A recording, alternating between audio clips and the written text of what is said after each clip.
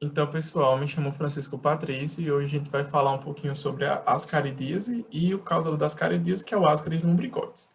Então, os membros do gênero Ascaris, eles pertencem à família Ascarididae, e nós vamos ter aí duas espécies principais nesse gênero, que são elas Ascaris lumbricoides e Ascaris sum. O Ascaris lumbricoides, ele pode ser encontrado aí no intestino delgado dos seres humanos, e enquanto que o Ascaris sum, ele vai ser responsável por acometer os porcos. E sobre o Ascaris lumbricoides, que é o que realmente importa para a gente, já que ele é o causador das caridíase nos seres humanos, outras informações importantes é que ele é denominado popularmente como lombriga. Então, é muito comum que a gente ouça, né, as pessoas falando, fulano teve lombriga, ciclano teve lombriga. Então, esse termo lombriga, ele é um termo popular, né, que tem sido utilizado aí por décadas pela população e que é utilizado até hoje para se referir ao Ascaris lumbricoides, que é justamente o causador da ascaridíase e da ascaridose.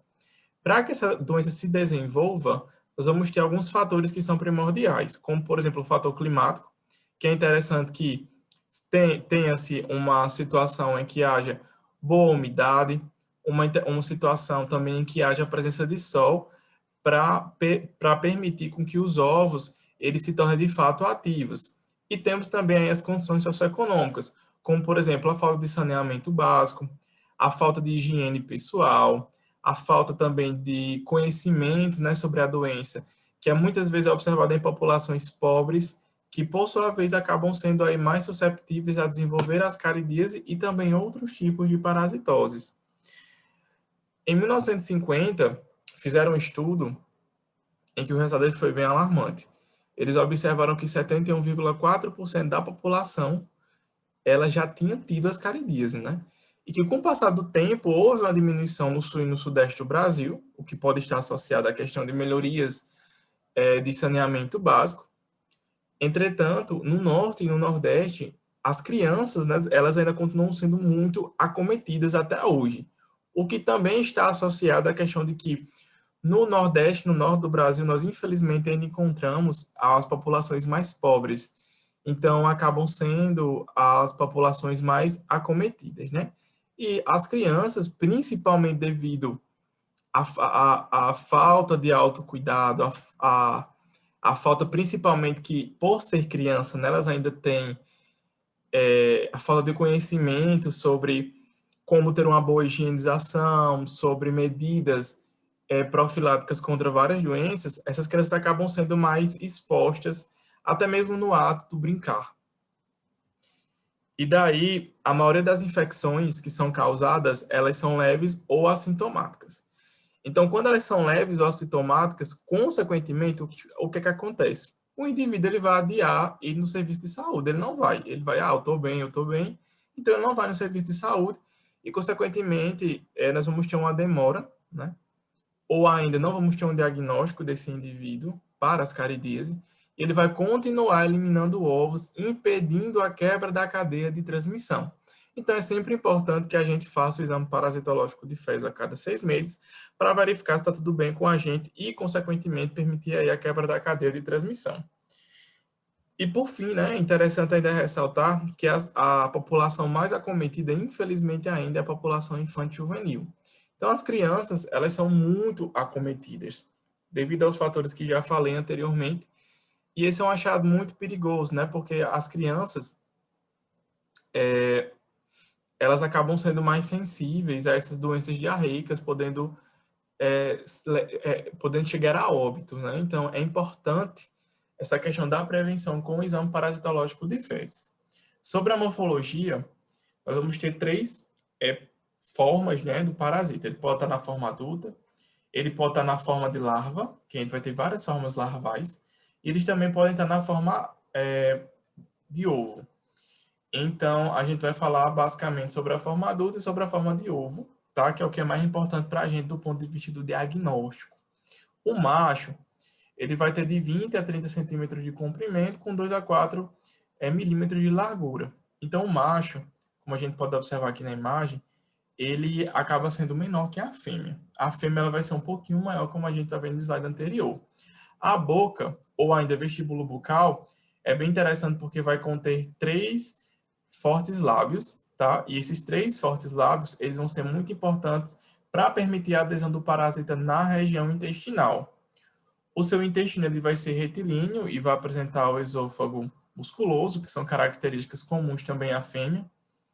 Na extremidade posterior, esse parasita ele vai ter o testículo filiforme, né, em forma de fio. Ele vai ter aí o canal deferente, que vai ser o canal por onde vai passar os espermatozoides, e o canal ejaculador, que é onde ele vai fazer a liberação desse material, além de cloaca.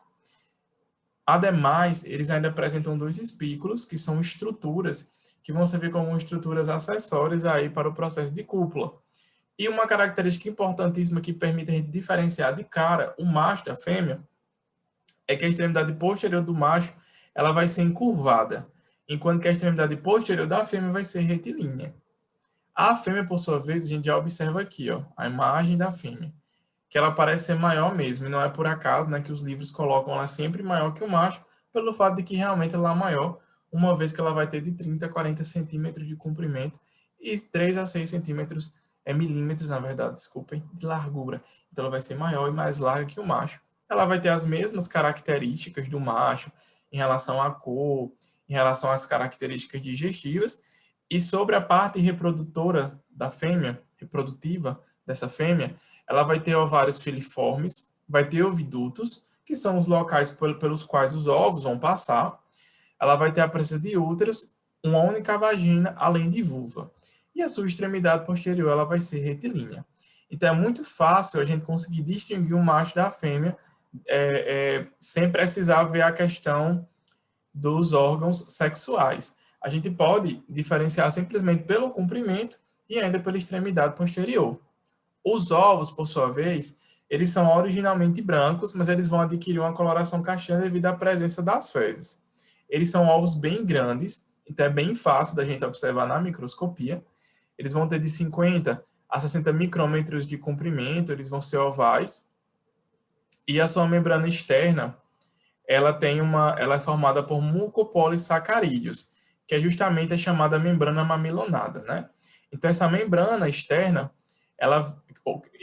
que é a mamilonada, ela vai ter esses mucopolissacarídeos, como a gente pode observar aqui nessa imagem C. E também na imagem B a gente pode ver essa membrana mamilonada. E aqui, nesse ovo que está mais alongado, a gente também pode observar essa membrana mamilonada, só que de forma um pouquinho diferente.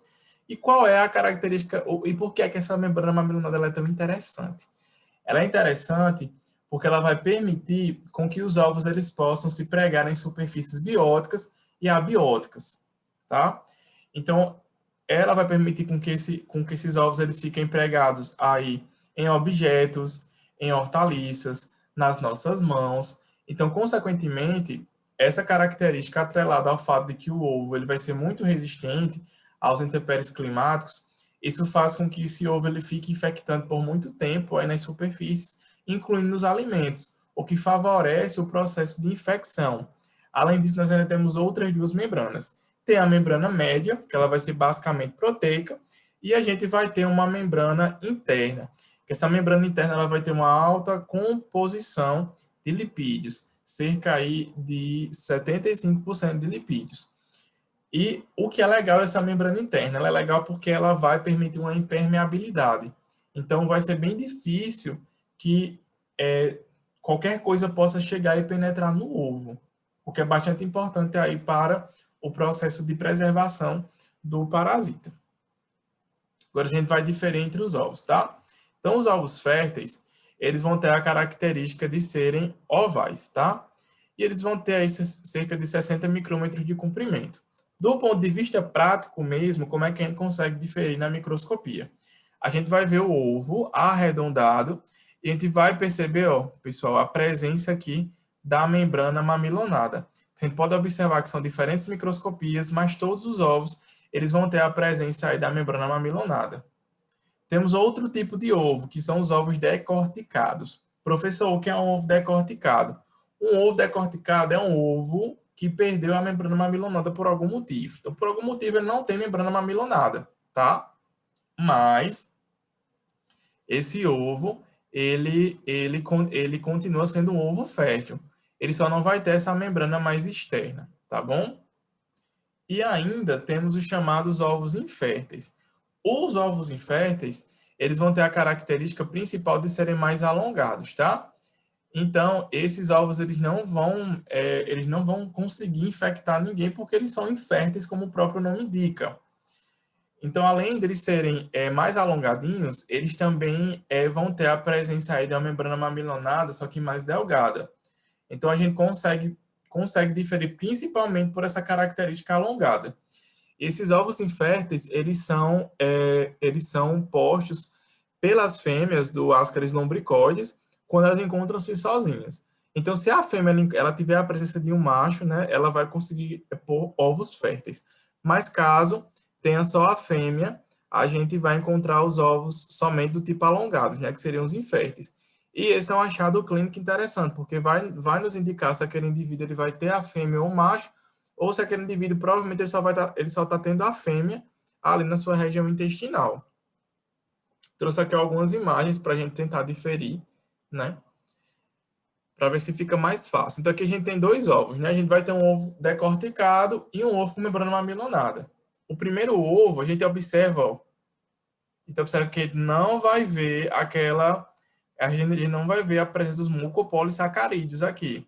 Então ele vai ser um ovo decorticado. Enquanto que esse outro aqui, a gente observa que ele tem a presença desse material que dá uma característica até mais rugosa, né, ao ovo. Então ele vai ser um ovo que ele vai ter a membrana mamilonada. E ambos os ovos, eles são férteis, tá? Aqui nós temos mais de perto um ovo decorticado, em que a gente observa realmente que não há presença da membrana mamilonada, não há presença de mucopolissacarídeos. E aqui a gente observa já a presença de um ovo mais alongado, né? A gente tem a gente tem a presença dos mucopolissacarídeos, né, da membrana mamilonada, mas ele é mais alongado, o que indica para a gente o quê? Que ele é um ovo tipo infértil, tá?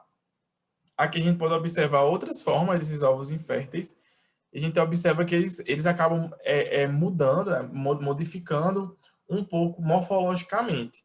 Mas aqui eles são todos ovos inférteis aí, com presença de membrana mamilonada, mesmo que alguns tenham em menores quantidades, né, como esses aqui. E aqui a gente tem o macho e a gente tem a fêmea. Foi que eu ensinei lá para a gente conseguir diferir assim só no olhômetro, sem precisar fazer uma microscopia mais especializada para ver os órgãos sexuais. A gente viu que o quê? Que a fêmea ela vai ser maior que o macho e ela vai ser mais larga. Além disso, ela vai ter a extremidade posterior retilínea. Enquanto que o macho ele vai ser menor, ele vai ser menos largo, né? Vai ser mais delgadozinho e vai ter a extremidade posterior encurvada. Então, a gente consegue distinguir bem aí o macho da fêmea, né? O primeiro vai ser a fêmea e o segundo vai ser o macho.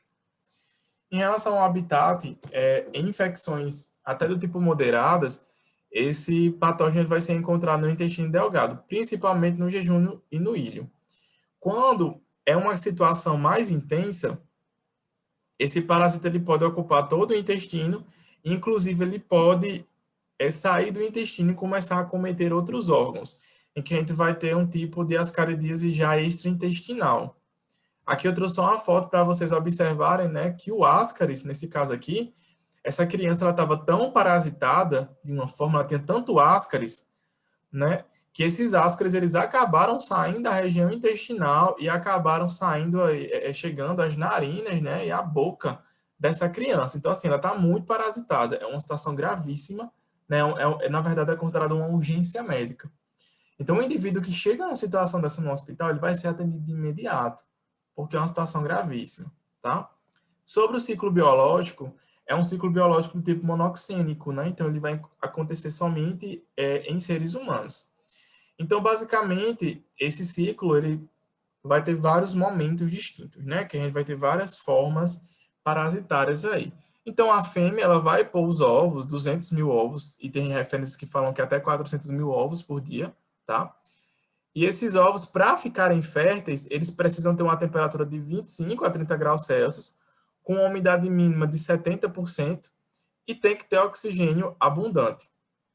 Daí, com cerca de 15 dias, o micro-organismo, né, o ovo, na verdade, ele vai tornar-se fértil depois de 15 dias com essas condições aí, ele vai se tornar embrionado, tá bom?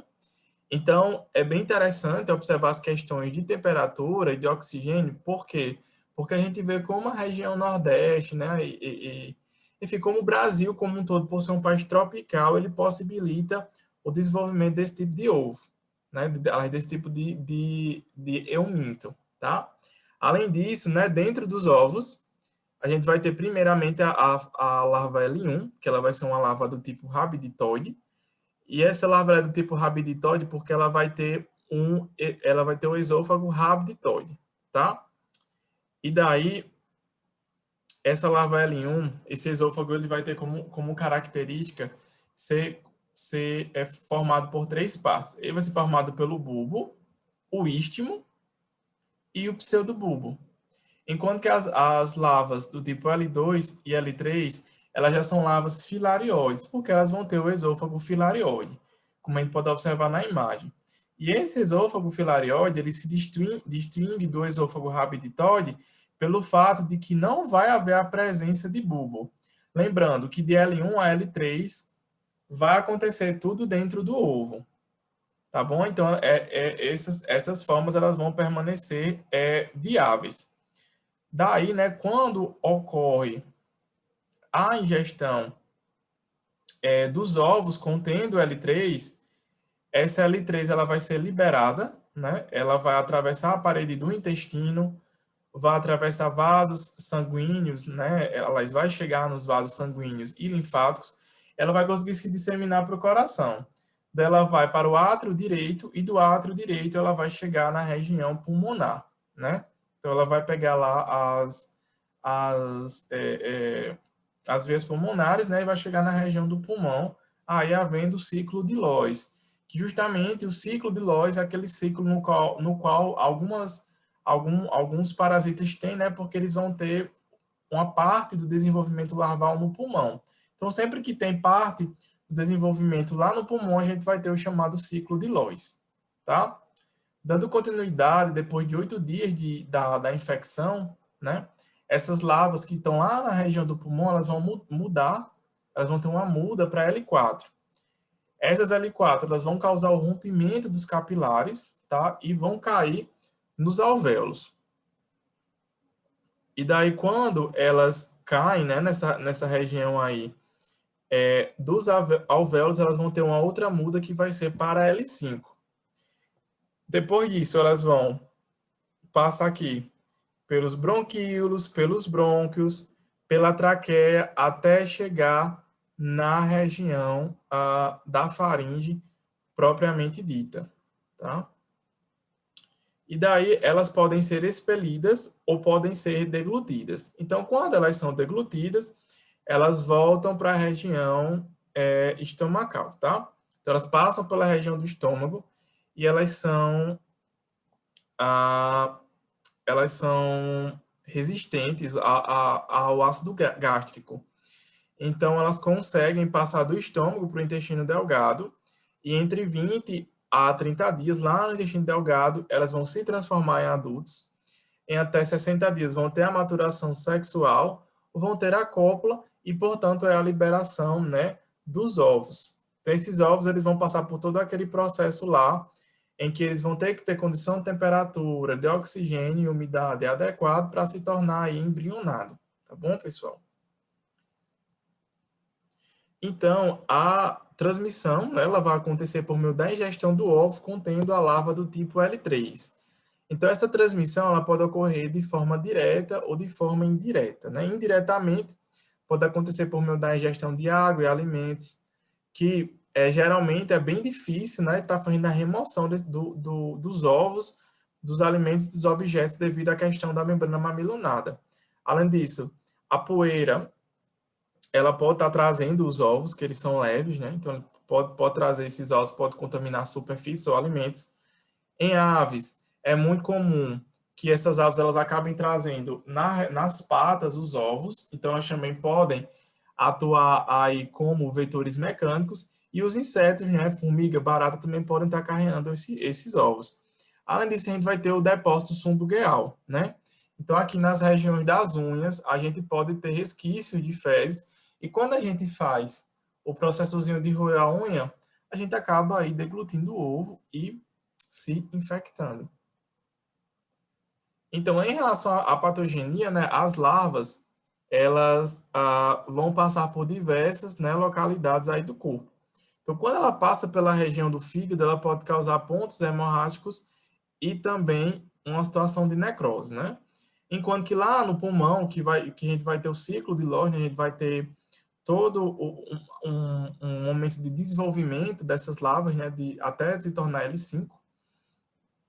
Nós vamos ter a formação vão ser pontos hemorrágicos, tá?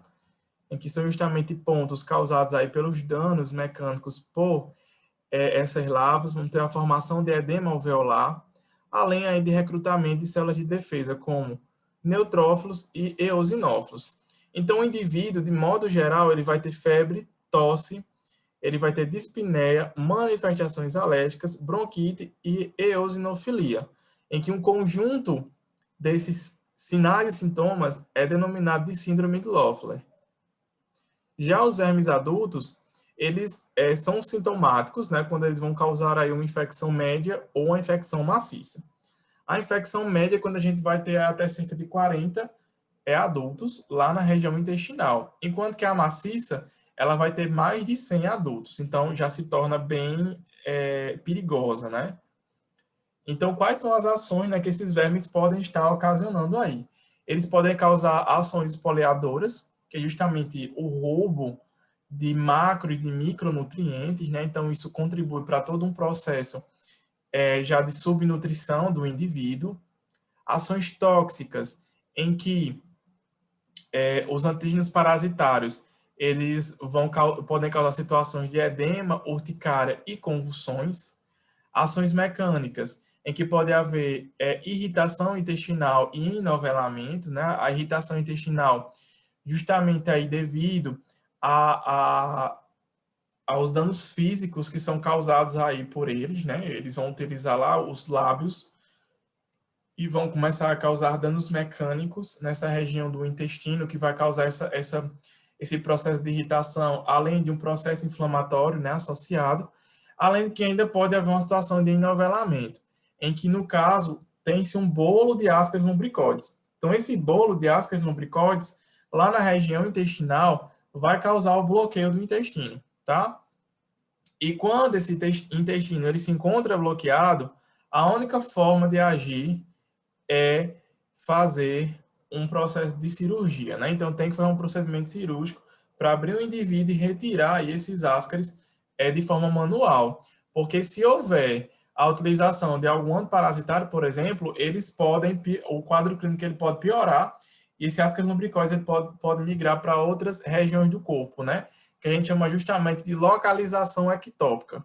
Então, essas altas cargas parasitárias devido ao uso de antiparasitários ou ainda alimentos muito condimentados ou uma situação de febre, pode fazer com que eles saiam dessa região intestinal e eles cheguem à região da boca, da narina, podem entrar em contato com o apêndice, causando apendicite, podem causar o entupimento de ductos associados ao pâncreas e ao fígado, né? Pode causar também uma situação aí de pancreatite.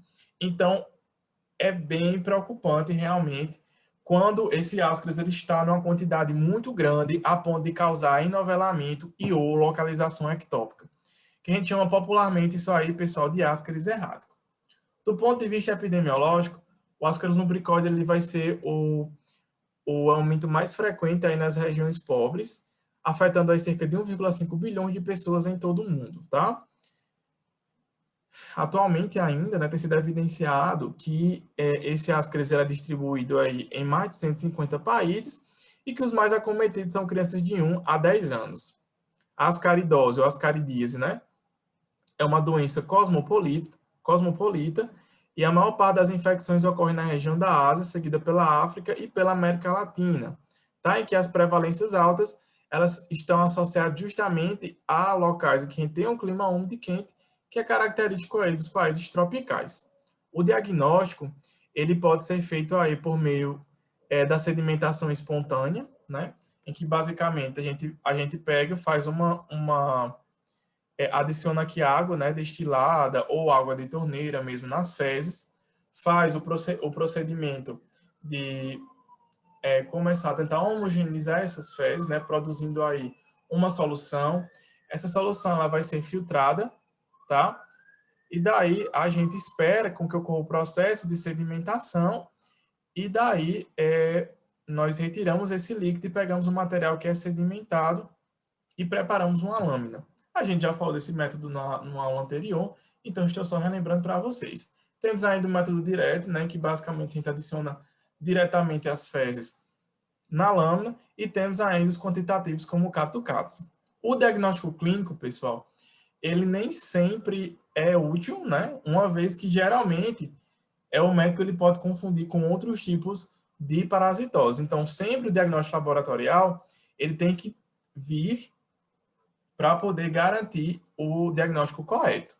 O tratamento ele pode ser feito com albendazol, mebendazol e ivermectina, e o controle ele deve ser feito por meio do tratamento em massa com drogas ovicidas nos habitantes de áreas endêmicas, fazer o tratamento das fezes humanas que foram utilizadas como adubo, além disso, realizar saneamento básico, assim como também a educação para a saúde, né? Já que a educação ela realmente sempre será a nossa maior arma. Então, a população conhecendo acerca da doença, ela vai evitar comportamentos de risco para poder estar aí adquirindo essa e outras parasitoses. Então, pessoal, é basicamente isso. Muito obrigado.